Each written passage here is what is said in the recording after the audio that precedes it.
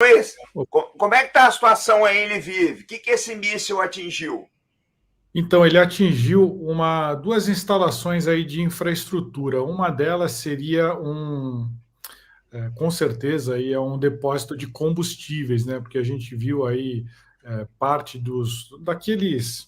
daquelas instalações para armazenamento de combustível que não tinham sido totalmente destruídas. E o que chamou a atenção é que a fumaça ela estava durando muito tempo. Ela começou o míssil lá, o airstrike, foi mais ou menos umas 16 horas e até escurecer 6, 7 da noite ainda tinha aquela fumaça preta intensa. Então dava para ver e o fogo aumentando assim. Para quem para quem não estava sabendo, a cidade de Lviv, que ela é considerada um porto seguro no oeste da Ucrânia, porque você tem muitos refugiados vindo para cá, né? E daqui eles vão para outros países, como a Polônia, a Eslováquia, e não é um alvo militar. Mas foram dois ataques de mísseis. Parece que esses mísseis saíram de Sebastopol, que fica na Crimeia. Sebastopol tem uma grande base naval, então é possível que talvez sejam mísseis aí navais, a gente não tem certeza. E eles atingiram aí esse depósito de combustíveis e uma outra infraestrutura que a gente não sabe se é militar ou não, mas os ucranianos eles evitam falar o que foi destruído, porque acaba que eles dizem que ajuda a calibrar a mira do adversário. Se a gente filma, se a imprensa filma o que foi é, atingido, ele diz que aí o adversário, o inimigo, a Rússia consegue saber e eventualmente fazer outro ataque mais certeiro. E eles não disseram exatamente o que era. Algumas residências aí foram atingidas também pelo fogo. Parece que um jardim de infância foi destruído, mas não teve mortes. Teve 5 pessoas feridas e foi aquela correria gigante, né? Uma ambulância correndo para lá e para cá. Quando eu estava chegando eu cheguei a uns 100 metros mais ou menos do local de um dos mísseis, né? E você via famílias inteiras correndo aí, saindo de suas casas, levando aquelas malas de viagem, levando criança, levando cachorro, pessoal desesperado correndo para longe da região, assim. Aí depois ruas muito vazias, a capital agora tem o toque de recolher, mas o pessoal começou a levar mais a sério aqui. Antes tocava as sirenes de airstrike e metade do pessoal pegava abrigo, outros continuavam fazendo a mesma coisa. Aí hoje deu uma outra sirene agora à noite, aqui são 11h25 da noite, foi mais ou menos aí umas 9, 9h30, que até estava tendo uma coletiva do prefeito Andrei Sadov, eles encerraram a coletiva, todo mundo correu para o abrigo.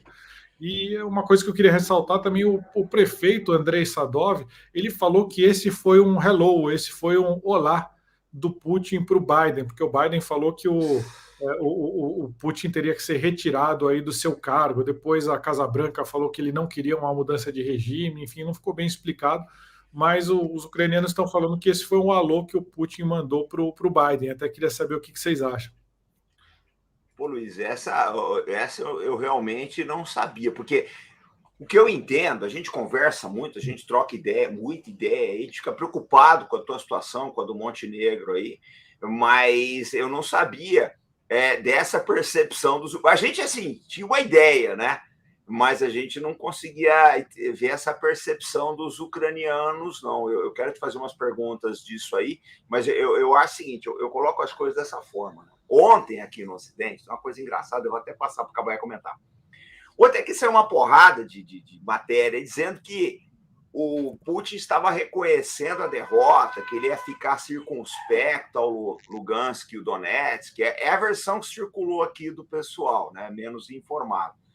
Eu falo, olha, gente, a mentalidade russa, ela não é de uma fala direta. O oriental, ele trabalha muito mais por vias indiretas. Se ele disse isso, ele quer dizer outra coisa. Mas isso que você está colocando, eu acho bastante plausível ter sido um recado para o Biden, que estava próximo, eu mostrei ele vive o pessoal aqui, é bastante próximo da Ucrânia. Quer comentar, Cabaé? Não, eu acho que é por aí. Agora, essa questão da imprensa está comentando aí que a Rússia vai se concentrar. Eu acho que eles pescam determinadas informações, então deve ter saído uma informação que iria haver algum foco, ou alguma operação, ou enfim, qualquer coisa lá, que falando especificamente do Donbas, né, Donetsk e Lugansk, que o pessoal já foca só naquilo, e como se não existisse mais nada. Eles disseram que vão focar lá, então é porque só vão fazer isso. Mas não é bem assim, né? Esse bombardeio aí de hoje prova isso, né?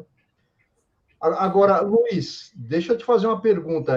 Dias atrás teve aquele ataque do míssil hipersônico também, né? Aquilo foi aí em Lviv também, ó, nas proximidades, não foi?